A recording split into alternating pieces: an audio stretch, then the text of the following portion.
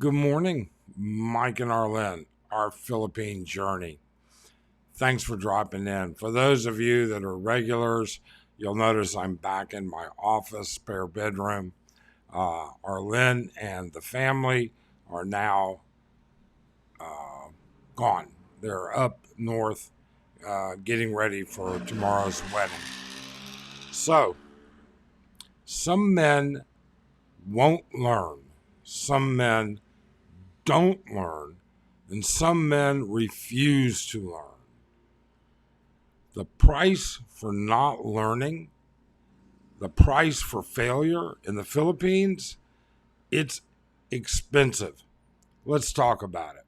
Why'd you have to go? I guess this world's too slow for you. I think there's beauty in the gray, the cold, but you just want the gold.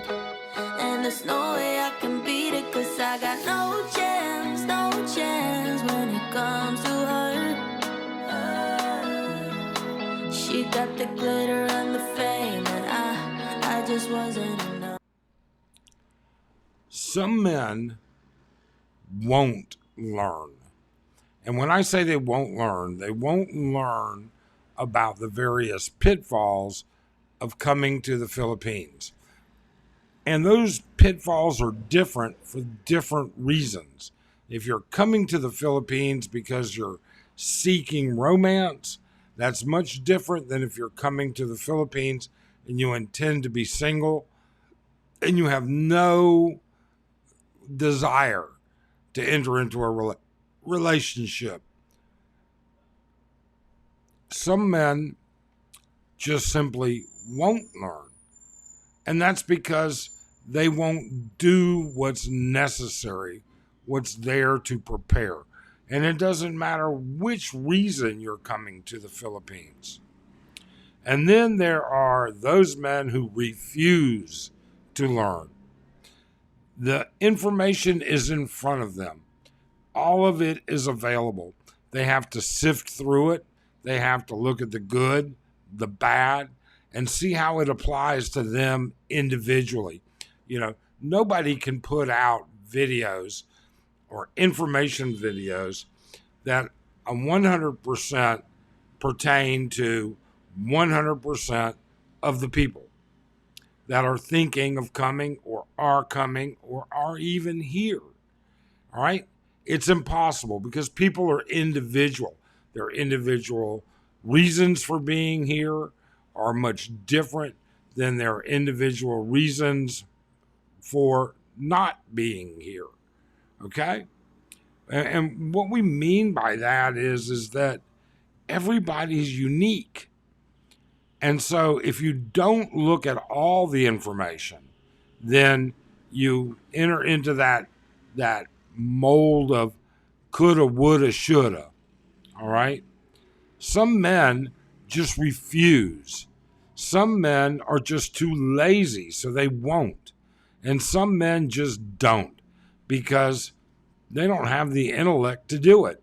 And I say that, and I'll get some shit for it, but there are honestly men who do not have the intellect to leave their home country and the social safety nets of that home country and move to the Philippines. There are men who are intellectually not capable. And if you think I'm wrong, if you want to argue about it, let me know. We can debate this on live cam. Not a problem. We can pull up blogs about Americans, Brits, Australians, and these guys were totally baffled, totally lost. All right? And they fell into so many traps. They didn't have the intellect to actually come here to the Philippines. And I'm not putting anybody down. We're going to have people from everywhere. And it applies to people that go everywhere. Some people just don't have it.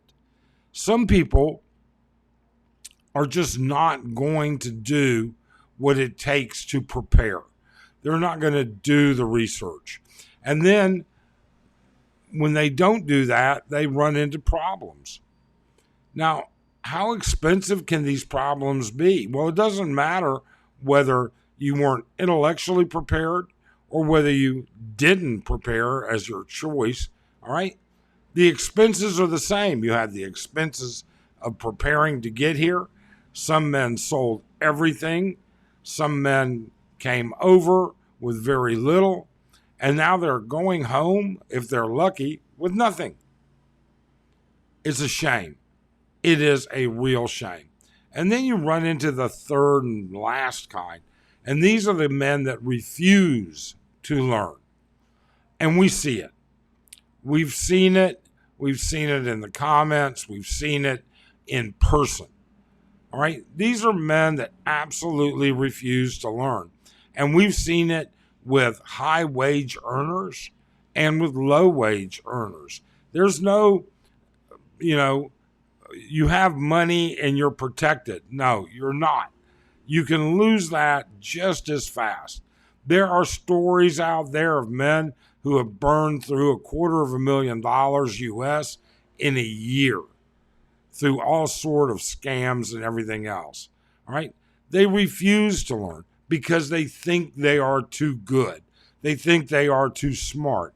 They think they are, it's kind of like when the worldwide banking crisis happened. Banks were too big to fail. Well, they weren't too big to fail.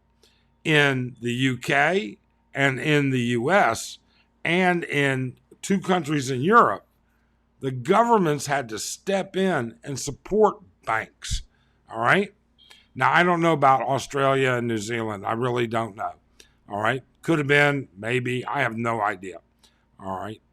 The point is the banks weren't too big to fail. Their big brother, the government, bailed them out.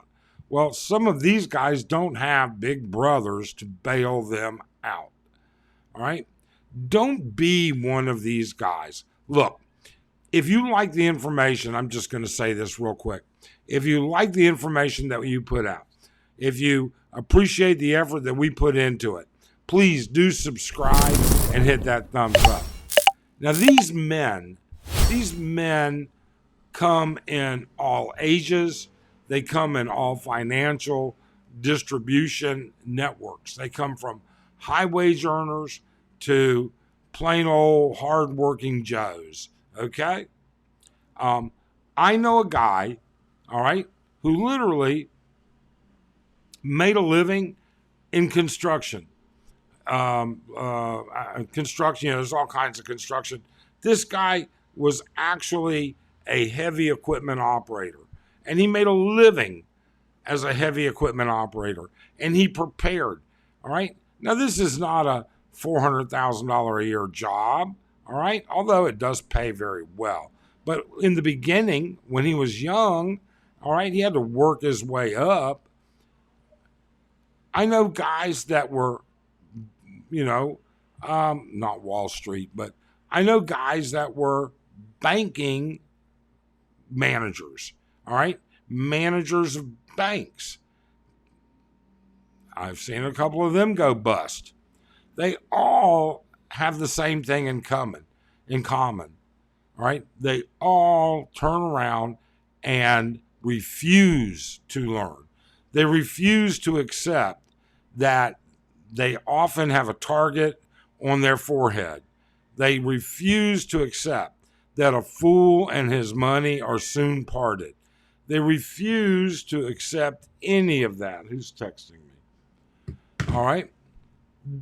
If men don't learn, if they won't learn, or if they refuse to learn, they're really setting themselves up for failure.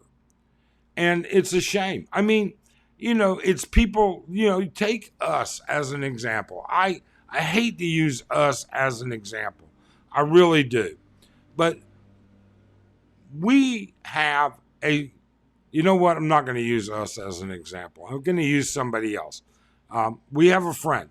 We have a friend who is financially secure, absolutely secure. And yet, he and his wife live within a budget, even though they don't need a budget.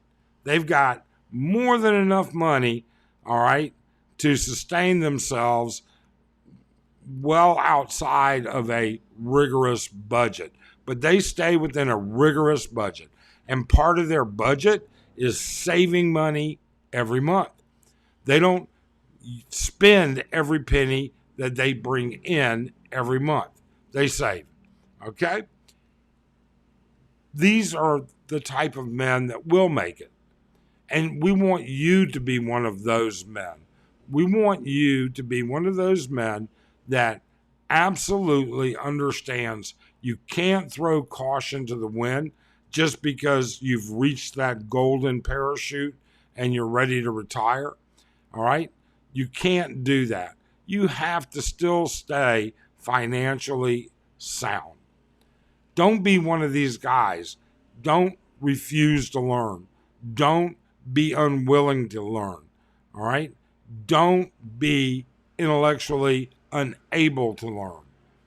Otherwise, learn. Watch the bloggers that are out there.